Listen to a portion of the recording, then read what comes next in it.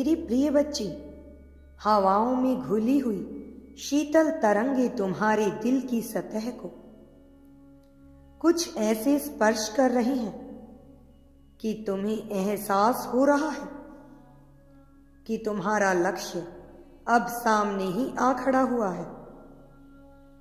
तुम जीत की ओर बढ़ रहे हो, इसकी गवाही प्रकृति स्वयं ही दे रही है। एकाएक मौसम में परिवर्तन हो रहा है और आकाश में जो हवाएं बह रही है वह अब प्रमाण प्रस्तुत कर रही है।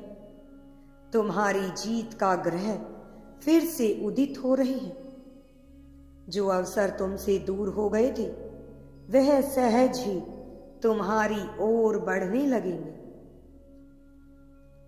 क्योंकि वह वही समय है जब तुमने पूर्ण समर्पण कर दिया है। इसी कारण तुम्हारी लड़ाई अब ब्रह्मांड स्वयं ही लड़ेगा और यही कारण है कि तुम्हारे लिए संदेश को सुनना अत्यंत आवश्यक है। इसे बीच में छोड़कर जाने की भूल मत करना। तुम्हारे लिए लाभ का मार्ग तय कर दिया गया है। जो व्यक्ति अध्यात्म के मार्ग पर आगे बढ़ता है उसके लिए सुख दुख समान हो जाते हैं, क्योंकि कोई भी स्थिति उसके मन को विचलित करने में सक्षम नहीं होती। वह जान जाता है कि यहाँ सब कुछ अस्थायी है और जो अस्थायी है वह आनंद उसके पास हमेशा से ही उपलब्ध होता है।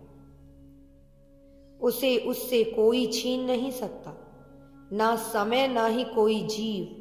ईश्वर का प्रेम ही अस्थायी आनंद है जो व्यक्ति कभी भी अलग नहीं हो सकता, जो उसके पास रहता ही रहता है, चाहे कोई कितने ही षड्यंत्र क्यों ना रच ले, चाहे कोई कितने ही परिश्रम क्यों ना कर ले। मेरे बच्चे, तुम्हारा बेहतरीन समय शुरू हो रहा है। अब तुम्हारे जीवन में लाभ की स्थिति रच दी गई है और तुमसे यह कोई छीन नहीं पाएगा।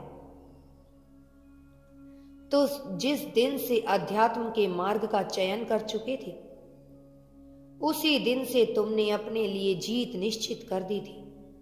लेकिन मनुष्य के जीवन में परिस्थितियां ऐसे बनती हैं कि वह अपने ही चुने हुए रास्ते पर डगमगाने लगता है। उसका हृदय डावाडोल हो जाता है और तब उसे सहारे की जरूरत होती है। तब उसे एक ऐसे सहारे की जरूरत होती है जो उसे बिना कुछ कहे उसके लिए सब कुछ कर दे। लेकिन तुम्हारे जीवन में अब तक वह सहारा आ ही नहीं पाया था, जिस वजह से तुम उलझनों में और भी ज्यादा घिरते चले गए। सही मार्ग का चुनाव करने के बावजूद भी तुम वह हासिल नहीं कर पाए जो तुम्हें हासिल करना चाहिए। अध्यात्म के एक बेहतरीन मार्ग को पकड़कर तुमने अपने जीवन की आधारशिला रख दी थी, लेकिन तुम्हारे साथ कोई ऐसा नहीं था जिसके कंधे पर सिर रखकर तुम यह कह सको कि हाँ, अब मेरी जीत कोई मुझसे छीन नहीं सकता। लेकिन बहुत सारी गतिविधियां मैंने निरंतर देखी हैं, तुम्हारे कर्मों का आंकलन मैंने निरंतर किया है और इतने समय गुजर जाने के बाद मैं यह स्पष्ट रूप से कह सकता हूं कि तुम में कोई खोट नहीं है, तुम में कोई कमी नहीं है। तुम्हारे बस नजरिए का फर्क है जो तुम अपनी ताकत को पहचान नहीं पाए। केवल तुम्हारा ही नजरिया था जिस वजह से तुम अवसरों को छोड़ते चले गए। लेकिन तुम्हारी नीयत में, तुम्हारे इरादों में कभी भी कोई खोट नहीं रहा है। और जिस मनुष्य का इरादा मजबूत होता है, जिस मनुष्य का इरादा बुरा नहीं होता, दूसरों को हानि पहुंचाना नहीं होता, दूसरों से अनावश्यक व्यर्थ का मतलब नहीं रखता, उसे नियति स्वयं ही ऊपर की ओर उठा देती है। मेरे प्रिय, कुछ ऐसी सावधानियां हैं जिसे तुम्हें अपने जीवन में अपनाना है, लेकिन इन सावधानियों के बावजूद भी मैं यह समझता हूं कि तुम्हें क्या आवश्यकता है। और इस समय तुम्हें एक ऐसे व्यक्ति की आवश्यकता है जो न केवल तुम्हारा हर जगह साथ दे, बल्कि तुम्हारा मार्गदर्शन भी सदैव रहे, जो तुम्हारे लिए रास्तों को खोलने में मदद करे, जो तुम्हारे साथ उन मुश्किलों में भी खड़ा रहे जहां तुम अपने आप को बिल्कुल अकेला पाते हो, जो तुम्हारे साथ तब भी खड़ा रहे जब पूरा संसार तुम्हारे विपरीत में हो, तुम्हारे विपक्ष में हो।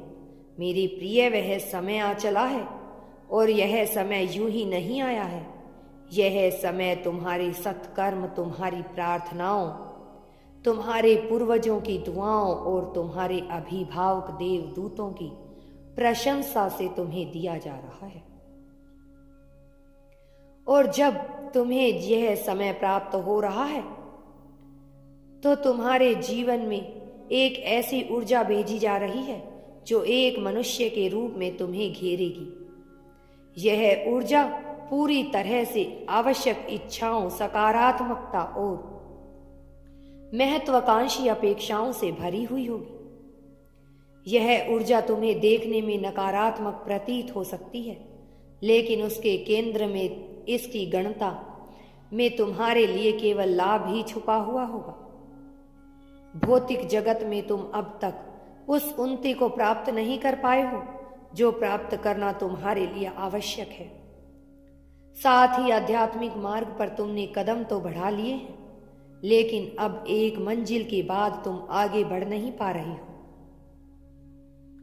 यह मनुष्य जो केवल जीवन में भेज रहा है, यह एक उत्साह तुम्हारा गुरु ही साबित होगा, क्योंकि यह तुम्हारे जीवन में तुम्हें आध्यात्मिक मार्ग में प्रगति दिलाने में तुम्हारी पूरी सहायता करेगा और भौतिक जगत में तुम्हारे अवसरों को समझाने में तुम्हें पूरी तरह से मददगार साबित होगा। यह ऊर्जा तुम्हारे लिए ऐसे कार्य करेगी जैसे पानी में डूबते हुए किसी मनुष्य को तिनके का सहारा मिल जाए। जब एक मनुष्य किसी नदी में गोते लगाता है और वह डूबने लगता है, तब उसे जिस प्रकार से लकड़ी का एक टुकड़ा सहारा प्रदान करके किनारे पार लगा देता है, उसी प्रकार से यह ऊर्जा तुम्हारे जीवन में तुम्हें एक ऐसे मार्ग दिखाएगी जिसके सहारे उसका हाथ पकड़कर तुम अपनी समस्याओं को पार कर लोगे। और जब एक बार तुम अपनी समस्याओं से पार पा जाओगे तो तुम्हारे जीवन में चारों ओर केवल प्रकृति शेष रह जाएगी। हर तरफ से तुम्हारे जीवन में खुशियां ही खुशियां आएंगी। मेरे प्रिय, तुम्हें अच्छे से याद है कि तुमने अपने प्रेम के लिए कितना संघर्ष किया है। क्या तुम्हें वह दिन याद है जब तुम एकदम तन्हा अकेले हुआ करते थे और हमेशा मुझसे यह उम्मीद लगाया करते थे कि मैं तुम्हारे जीवन में एक ऐसे साथी को भेजूं जो तुमसे बेइंतहा प्रेम करे, जो तुमसे बहुत ज्यादा प्रेम करे। किंतु उस समय तुम यहाँ भी सोचते थे कि तुम अपने साथी को बहुत ज्यादा प्यार दोगे, अपने साथी पर कोई मुसीबत आने नहीं दोगे। लेकिन यदि तुम अपने अतीत को गौर से देखोगे तो तुम यह जान जाओगे कि क्या वास्तविकता में तुमने अपना फर्ज निभाया है। मैं यह नहीं कहता कि तुमने प्रेम नहीं किया, वास्तव में तुमने अपने साथी को इतना प्रेम दिया है जिसकी कोई तुलना नहीं की जा सकती। तुमने बहुत प्रेम किया है और बहुत प्रेम देने की तुम्हारी चेष्टा भी रही है। तुम्हारे इरादों पर कभी कोई संदेह नहीं रहा, लेकिन तुम्हारी क्रियाओं में वह चीज दृष्टिगत नहीं हुई। तुम्हारी क्रियाओं में यह हमेशा छुपा हुआ ही रहा। तुम कई बार मजबूर हुए धन की वजह से, कई बार परिस्थितियों की वजह से, कई बार परिवार की वजह से, कई बार आलस्य की वजह से, लेकिन मैं जानता हूं तुम्हारे इरादे कभी भी कमजोर नहीं रहे। तुम्हारी नीयत कभी भी गलत नहीं रही। तुमने सदा ही सबको प्रेम देने की चेष्टा की है, फिर चाहे तुम्हारा परिवार हो, तुम्हारा साथी हो या तुम्हारे मित्रगण हो। तुमने किसी के साथ भेदभाव की प्रणाली नहीं अपनाई। बावजूद इसके तुम्हें वह प्रेम नहीं मिल सका, क्योंकि तुम्हारी क्रियाओं में वह कभी क्रियावंती हो ही नहीं पाया।